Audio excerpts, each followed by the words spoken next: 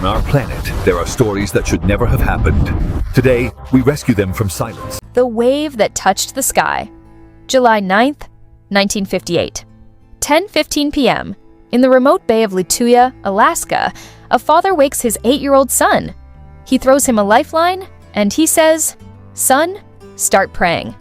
Seconds earlier, he saw something that shouldn't be possible.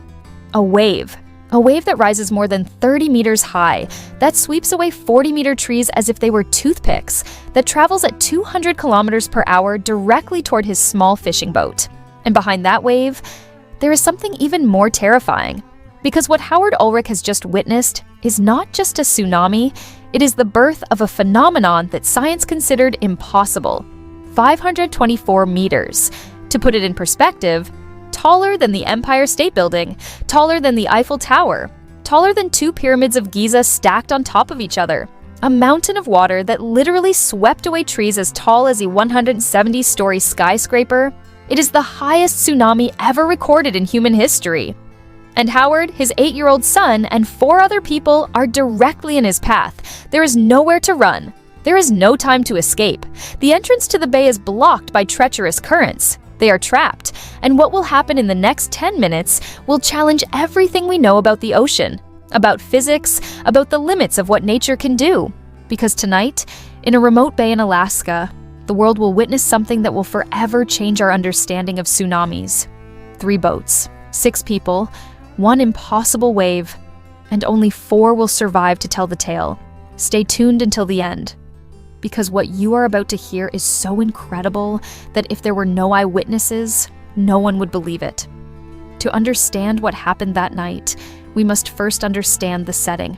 Lituya Bay, a T-shaped bay in southeastern Alaska, 160 kilometers northwest of Juneau, in the middle of nowhere. It is a glacial fjord 11 kilometers long and 3 kilometers wide, surrounded by mountains over 4,500 meters high, with glaciers descending to the water, with an entrance so narrow that it is barely 300 meters wide. And it is beautiful, absolutely beautiful. Crystal clear waters, ice flows floating like diamonds, forests of fir and spruce trees covering the slopes, the imposing backdrop of the Fairweather Range, with peaks that shine eternally white. It is like a natural cathedral, a majestic amphitheater where nature displays its glory. But it has a dark secret. The first European to discover the bay was the French explorer Jean-François de Galaup, Count of La Pérouse, in 1786. The first thing he noticed was a strange line in the forest, as if someone had cut down the trees with a giant knife. As if they had been cleanly cut with a razor blade, he noted in his diary. He didn't understand what it meant, but he was intrigued. He sent 3 small boats to explore the entrance to the bay, to measure the depth of the water. It was a calm day, no wind, no waves. And then, the tidal currents caught them. The currents at the entrance to Lituya Bay are brutal. They flow at over 9 kilometers per hour. And when the tide changes, the water becomes a chaos of whirlpools and eddies. 2 of the 3 boats capsized. 26 men died. Their bodies were never found. La Pérouse named the only island in the bay Cenotaph Island. Cenotaph, an empty tomb, a monument to those who never returned. It was his way of warning future sailors, this place is dangerous. But no one listened, because Lituya Bay is the only natural shelter for hundreds of kilometers of coastline. Between Cape Spencer and Yakutat Bay, there is no other place where a ship can shelter from the storms of the Gulf of Alaska. So the fishermen come, over and over again, despite the danger. And what La Pérouse saw in 1786, that strange line in the forest, was no mystery. It was a scar, the mark left by a giant wave that had swept across the bay in the past. And it would do so again and again. In 1853, a Tlingit fisherman reported that a giant wave destroyed his village in the bay. In 1854, another 120-meter-high wave swept across the coast. In 1874, yet another one. In 1899, an earthquake measuring 8.2 on the Richter scale generated a 60-meter wave that swept vegetation to incredible heights. In 1936, it happened again, a 150-meter wave. Trees were uprooted, the landscape was stripped bare to heights that seemed impossible, but no one paid attention. Because Lituya Bay is in the middle of nowhere. Hardly anyone lives there, and stories of giant waves sound like fishermen's exaggerations. Until 1952, when a geologist named Don Miller arrived at the bay. Miller works for the United States Geological Survey. He is studying the glaciers of Alaska, and when he arrives at Lituya Bay, he sees something that leaves him frozen. Vegetation lines. Clear lines marking different heights on the mountain slopes. Below, young trees. Above, ancient trees. They are the traces of the waves, the scars left by previous tsunamis. Miller begins to study them obsessively. Take photographs, it takes measurements. Interview with the few fishermen who visit the bay, and he comes to a frightening conclusion. Lituya Bay regularly generates giant waves, approximately once every 25 years, publishes his findings, warns of the danger, but the scientific world is skeptical. Waves 150 meters high, in a small bay, caused by landslides. It sounds impossible. Mathematical models from that time indicate that tsunamis of that magnitude can only be generated by massive underwater earthquakes, or by catastrophic volcanic eruptions, not by simple rockfalls. So Miller is ignored, and life goes on in Lituya Bay until the evening of July 9th, 1958. July 9th, 1958. Late afternoon, the weather is perfect. Clear skies, calm sea, pleasant temperature. A group of mountaineers has been camping in the bay for several days. They have climbed some of the nearby peaks. They have enjoyed the spectacular scenery. But the pilot is concerned. Fog is rolling in. He wants to leave before it gets dark. At 9 p.m., the seaplane takes off. The climbers look back, admiring the beauty of Lituya Bay one last time. They don't know that they have just saved their lives, because there are 3 fishing boats left in the bay. Small boats about 12 meters long, large enough to fish in the open sea, but small enough to enter sheltered bays. The Idri, crewed by Howard Ulrich and his 8-year-old son, Howard Jr., nicknamed Sonny. He arrived around 8 p.m. After dinner, Sonny went to bed. Howard stayed up, enjoying the silence. The Badger, with Bill and Vivian Swanson, a middle-aged couple. They have been fishing together in these waters for years. They know the bay. They respect its dangers, but they also trust it. And the Sunmore, with Orville and Mickey Wagner, also a couple, also experienced fishermen. The 3 boats are anchored near the entrance to the bay. It is the safest place. If something goes wrong, they can quickly get out to the open sea. Or so they think. At 10:15 at night, it is still light out. It's summer in Alaska. The sun doesn't set completely until after 11 p.m. Everything is calm. Everything is peaceful. Then, the earth begins to shake. 10:58 p.m. The Fairweather Fault, which runs directly beneath Lituya Bay, ruptures. Magnitude 7.8, intensity aimed on the Mercalli scale. Extreme. The earthquake is felt in an area of 1 million square kilometers. From Seattle to the south, to Whitehorse, Canada to the east. In Yakutat, the town closest to the epicenter, buildings shake violently. Bridges are damaged, power lines fall, a watchtower collapses. But the real horror is in Lituya Bay, because the Fairweather Fault doesn't just pass near the bay, it passes right through it. Through Gilbert Inlet, the northern arm of the T. And when the fault ruptures, the 2 sides shift 6 meters relative to each other. In a matter of seconds, Howard Ulrich is jolted from his light sleep. He staggers toward the window, and what he sees leaves him paralyzed. The mountains are shaking, literally shaking, like jelly. Clouds of snow and rock fall from their peaks. And then he sees something that shouldn't be possible. The Lituya Glacier, which is normally hidden behind a promontory, which cannot be seen from where it is anchored. But you see it, because the promontory itself is moving. Bill Swanson on the Badger saw it too. With the first jolt, I fell out of my bunk and looked toward the head of the bay, where all the noise was coming from. The mountains shook violently, with rock and snow slides, but what I noticed most was the glacier, the northern glacier, the one they call the Lituya Glacier. I know that normally you can't see that glacier from where I was anchored. People shake their heads when I tell them I saw him that night. I can't help it if they don't believe me. I know the glacier is hidden by the point when you're in Anchorage Cove, but I also know what I saw that night. The earthquake lasts almost 2 minutes. An eternity, when the ground beneath your feet moves like the sea. And when it finally stops, there is a brief moment of silence. The sailors breathe a sigh of relief. It has been terrifying, but it is over. Except that it is not over. Because up above in Gilbert Inlet, something has just broken.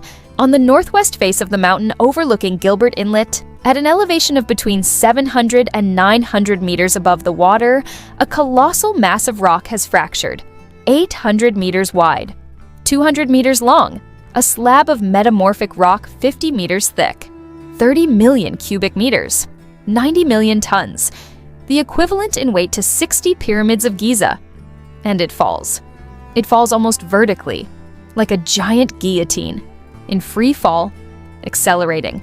The sound can be heard 80 kilometers away, like an explosion, like an artillery shot amplified 1,000 times. Howard Ulrich listens to him, Bill Swanson hears it, and then they see it. The rock hits the water at over 186 miles per hour. The impact is so violent, so concentrated, that it behaves like that of an asteroid. The water is instantly displaced, millions of tons of water thrown upward, sideways, in all directions, and against the opposite hillside. The wave generated by the impact is not like a normal tsunami. It's not a wave spreading horizontally across the ocean. It's a splash, but on an incomprehensible scale. The water rises up the opposite side of Gilbert Inlet. It rises, and keeps rising. It uproots 40-meter-tall trees. It pulls them out by the roots as if they were weeds. It tears up the ground. It exposes the bare rock and reaches a height of 524 meters. 524 meters. To put that into perspective, if you place the Empire State Building, 381 meters, at the bottom of Gilbert Inlet, the water would reach its antenna and would continue to rise another 140 meters. It is the highest height ever reached by moving water in recorded human history. Or is it just in Gilbert Inlet? The real danger lies in what comes next, because all that water has to go somewhere, and it heads toward the main bay, toward the 3 ships. Howard Ulrich sees the water explosion in Gilbert Inlet, but he is miles away, and there is a promontory in between. For a few seconds, he doesn't understand what he's seeing. It's as if the glacier had exploded, as if a nuclear bomb had detonated in the water.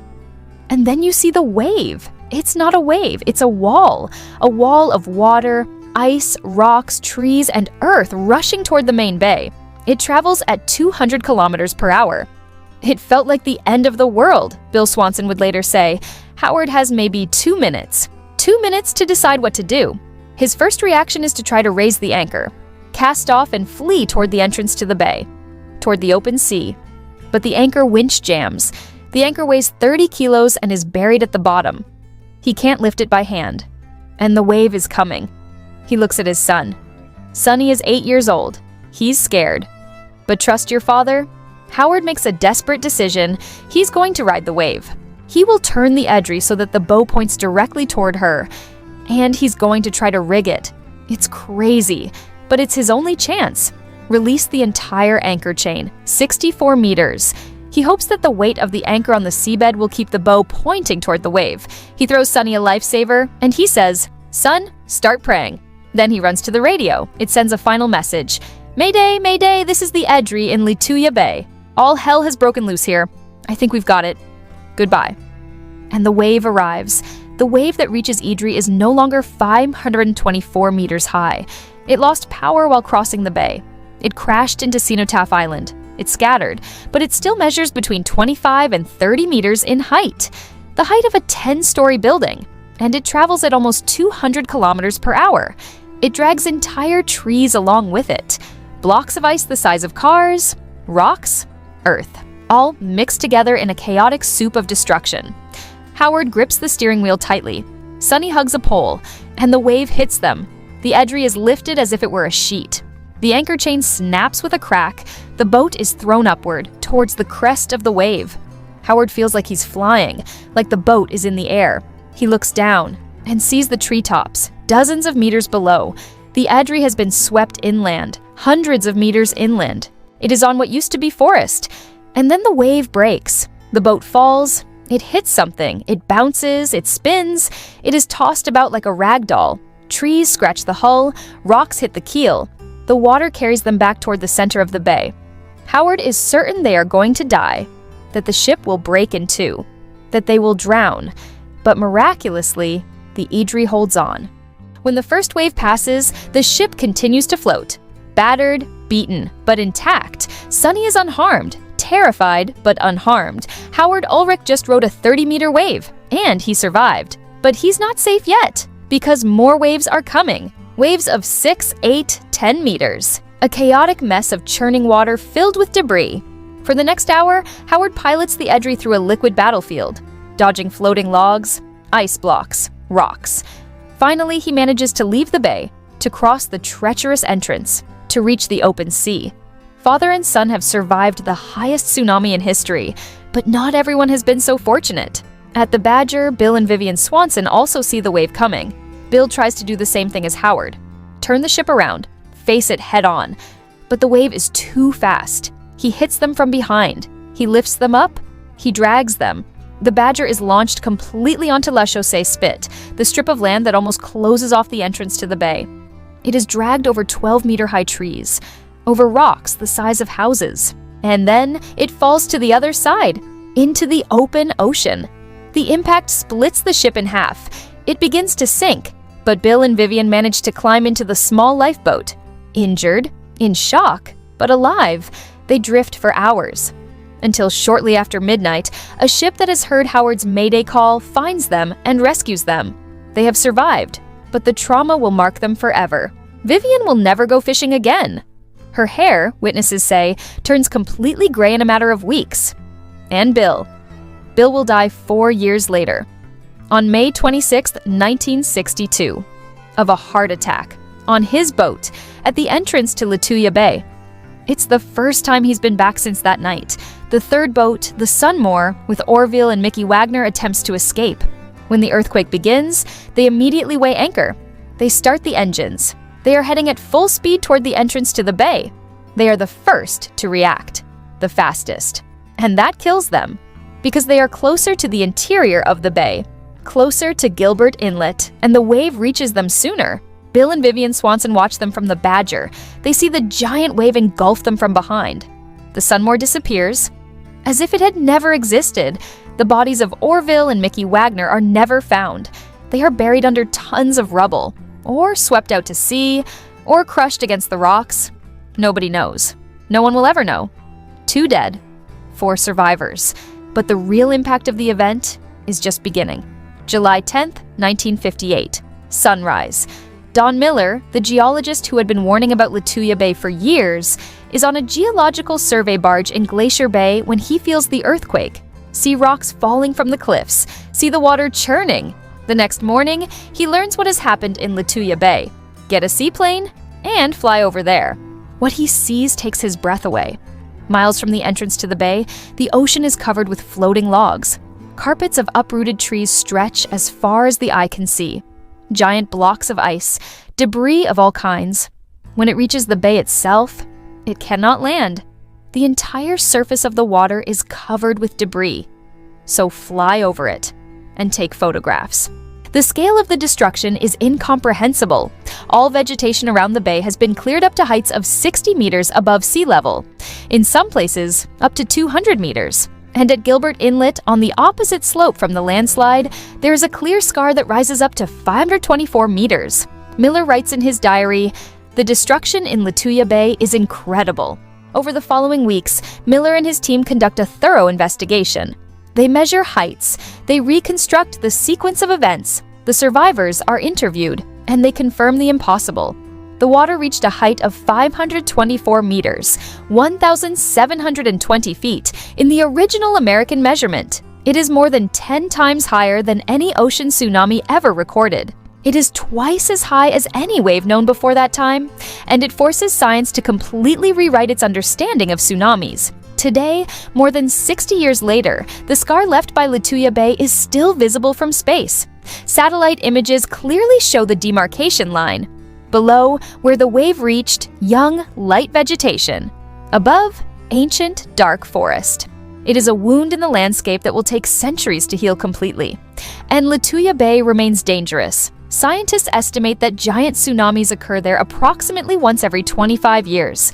And the clock is ticking. The last one was more than 60 years ago. Since 1958, an average of 1 fishing boat has been lost each year at the entrance to the bay. Not because of tsunamis, but because of the tidal currents that killed La Perouse's men in 1786. It's a beautiful place, but deadly. Howard Ulrich survived that night. He lived until 2014. He gave interviews to the BBC and National Geographic. He told his story over and over again. It always ended the same way. It was God's grace. There is no other explanation. Sonny, his son, grew up. He became a man, and he never forgot the night he rode a 30-meter wave with his father. Bill Swanson died in 1962, back in Lituya Bay. Some say he returned to face his demons. Others say he was simply a fisherman who couldn't leave the sea. His wife Vivian never went fishing again. Orville and Mickey Wagner stayed in the bay forever. Their names are on commemorative plaques, but their bodies were never found. And Don Miller, the geologist who had warned of the danger, died in 1961. He drowned in the Kiagna River with a young assistant. At the age of 43, he never got to see how his research revolutionized the field of megatsunamis, because Lituya Bay changed everything. Before 1958, scientists believed that the largest tsunamis were generated by undersea earthquakes, that landslides could only create small waves.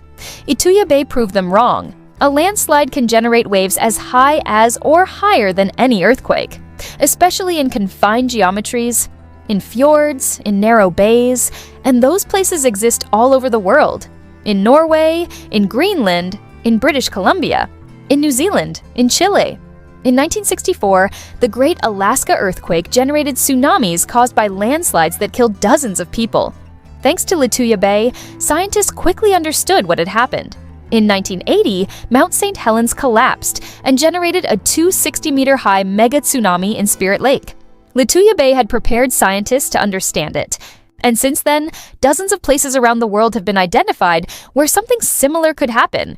Hazard maps have been created, monitoring systems, evacuation protocols, all thanks to that night in July 1958, when a mountain fell on a remote bay and the ocean rose higher than a skyscraper. Today, Lituya Bay is part of Glacier Bay National Park and Preserve. It is protected. It is a place of pilgrimage for scientists from all over the world. And if you ever have the opportunity to visit it, you will see something extraordinary.